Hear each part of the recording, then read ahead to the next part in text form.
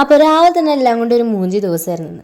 വീട്ടിൽ പോയുള്ള സന്തോഷത്തിൽ രാവിലെ നേരത്തൊക്കെ എണീറ്റ് നടക്കാൻ പോയി തിരിച്ച് വന്ന് ഒരു കോഫിയും ബിസ്ക്കറ്റൊക്കെ കഴിച്ചു. പക്ഷേ ആ വീഡിയോ ഞാൻ എടുത്തില്ല.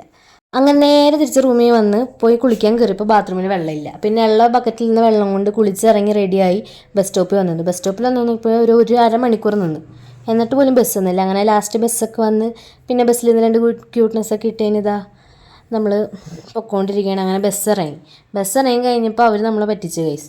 അവർ പറഞ്ഞ വഴിക്ക് നമ്മൾ പോയപ്പോൾ അവിടെ അല്ലായിരുന്നു റെയിൽവേ സ്റ്റേഷന് പോണ വഴി. പിന്നെ തിരിച്ച് ഇപ്പുറത്തെ ബസ് സ്റ്റോപ്പിൽ വന്ന് അടുത്ത ബസ്സിൽ കയറി ആ ബസ് ഇറങ്ങി നമ്മൾ നേരെ റെയിൽവേ സ്റ്റേഷനിലേക്ക് നടന്ന് റെയിൽവേ സ്റ്റേഷനിൽ എത്തിക്കഴിഞ്ഞ് താഴെ ആ ചുറ്റും മൊത്തം ചുറ്റി വേണം അപ്പുറത്ത് പോയി ഇറങ്ങാൻ ടിക്കറ്റ് എടുക്കാൻ. അങ്ങനെ വേഗം നടന്നു പോയി അവരുടെ അടുത്ത് പോയി ടിക്കറ്റ് എടുക്കുന്ന സമയത്ത് നമ്മൾ ചെന്ന് നോക്കിയപ്പോഴാണ് മനസ്സിലായത് നമ്മുടെ ട്രെയിൻ പോയിരിക്കുകയാണ്. ഇനി അടുത്ത ട്രെയിൻ 5:15 അത് കഴിഞ്ഞപ്പോൾ പിന്നെ വേഗം നേരെ മെട്രോ സ്റ്റേഷനിൽ വന്ന് ഈ സാധനം പിടിച്ച് കയറി.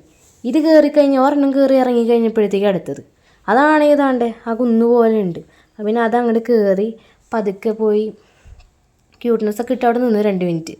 അതൊക്കെ കഴിഞ്ഞ് നേരെ ടിക്കറ്റ് കൗണ്ടറിൽ പോയി ടിക്കറ്റ് എടുത്ത് നമ്മൾ മെട്രോയിലേക്ക് എത്തി.